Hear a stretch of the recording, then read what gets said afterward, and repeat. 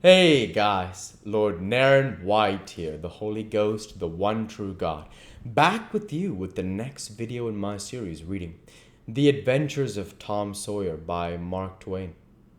Without further ado, returning to The Adventures of Tom Sawyer, as read by Lord Naren White.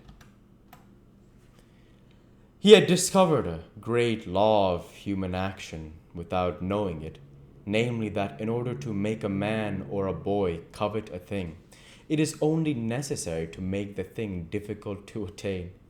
If he had been a great and wise philosopher, like the writer of this book, he would now have comprehended that work consists of whatever a boy is obliged to do, and that play consists of whatever a boy is not obliged to do.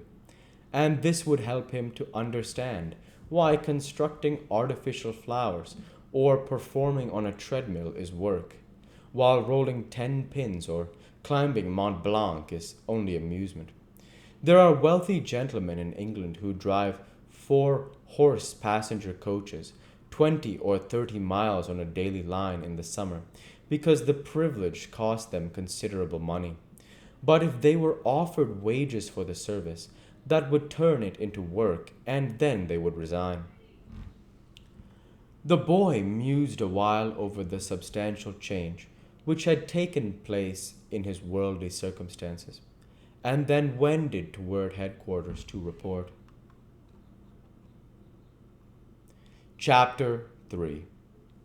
Tom presented himself before Aunt Polly, who was sitting by an open window in a pleasant rearward apartment, which was bedroom, breakfast room, dining room, and library combined. The balmy summer air, the restful quiet, the odor of the flowers, and the drowsing murmur of the bees had their effect, and she was nodding over her knitting, for she had no company but the cat, and it was asleep in her lap. Her spectacles were propped up on her gray head for safety.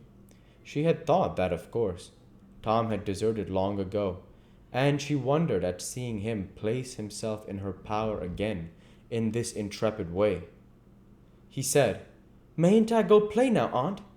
"What? Already? How much have you done?" "It's all done, Aunt." "Tom, don't lie to me. I can't bear it." "I ain't, Aunt. It is all done." Aunt Polly placed small trust in such evidence. She went out to see for herself, and she would have been content to find 20% of Tom's statement true. When she found the entire fence whitewashed, and not only whitewashed, but elaborately coated and recoated, and even a streak added to the ground, her astonishment was almost unspeakable. She said, "Well, I never! There's no getting round it. You can work when you're a mind to, Tom." And then she diluted the compliment by adding, "But it's a powerful seldom you're a mind to." "I'm bound to say, well, go long and play, but mind you get back some time in a week, or I'll tan you." She was so overcome by the splendor of his achievement that she took him into the closet and selected a choice apple and delivered it to him, along with an improving lecture upon the added value and flavor of a treat took to itself when it came without sin through virtuous effort. And while she closed with a happy scriptural flourish, he hooked a doughnut. Then he skipped out and saw Sid just starting up the outside stairway that led to the back rooms on the second floor.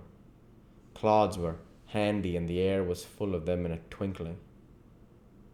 They raged around Sid like a hailstorm, and before Aunt Polly could collect her surprised faculties and sally to the rescue, 6 or 7 clods had taken personal effect, and Tom was over the fence and gone. There was a gate, but as a general thing he was too crowded for time to make use of it. His soul was at peace, now that he had settled with Sid for calling attention to his black thread and getting him into trouble. Tom skirted the block and came round into a muddy alley that led by the back of his aunt's cow stable. he presently got safely beyond the reach of capture and punishment, and hastened toward the public square of the village, where two military companies of boys had met for conflict, according to a previous appointment. Tom was a general of one of these armies, Joe Harper, a bosom friend, general of the other. These two great commanders did not condescend to fight in person, that being better suited to this still smaller fry, but sat together on an eminence, conducted the field operations by orders delivered through aides de camp. Tom's army won a great victory after a long and hard fought battle.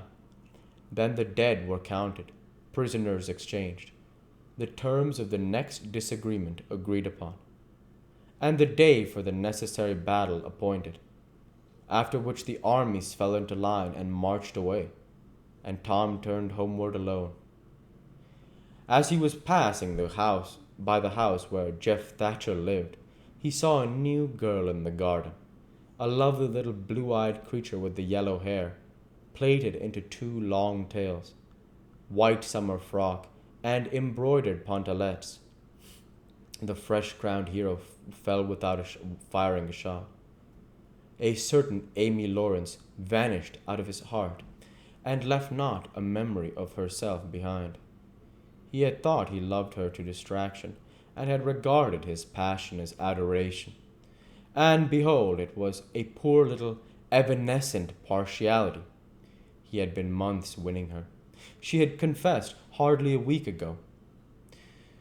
He had been the happiest and proudest boy in the world only 7 short days. And here in one instant of time she had gone out of his heart like a casual stranger whose visit is done.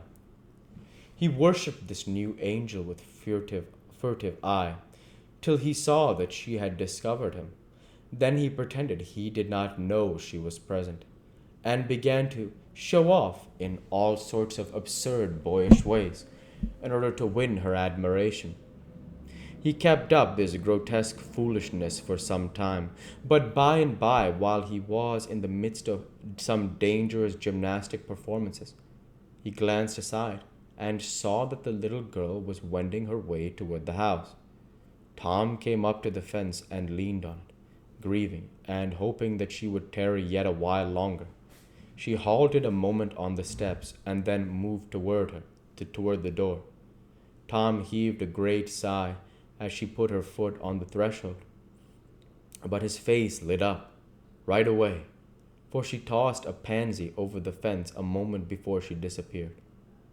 The boy ran around and stopped within a foot or two of the flower, and then shaded his eyes with his hand and began to look down the street as if he had discovered something of interest going on in that direction. Presently, he picked up a straw and began trying to balance it on his nose, with his head tilted far back, and as he moved from side to side in his efforts, he edged nearer and nearer toward the pansy. Finally, his bare foot rested upon it. His pliant toes closed upon it, and he hopped away with the treasure and disappeared round the corner. But only for a minute, only while he could button the flower inside his jacket, next his heart, or next his stomach, possibly, for he was not much posted in anatomy, and not hypercritical anyway. He returned now and hung about the fence till nightfall, showing off, as before, but the girl never exhibited herself again, though Tom comforted himself a little with the hope that she had been near some window meantime, and had been aware of his attentions. Finally he strode home reluctantly, with his poor head full of visions. All through supper his spirits were so high that his aunt wondered what had got into the child. He took a good scolding and clodding Sid about, and did not seem to mind in the least. He tried to steal sugar under his aunt's very coat, and got his knuckles rapped for it. He said, "Aunt, you don't whack Sid when he takes it." "Well, Sid don't torment a body the way you do. You'd be always into that sugar if I weren't watching you." we'll go ahead and stop there for this week. As usual, I want to say thank you for watching, and I hope you enjoyed. Please like, comment, and subscribe, as it greatly helps the channel. Light be with you all. Take care, and thanks again.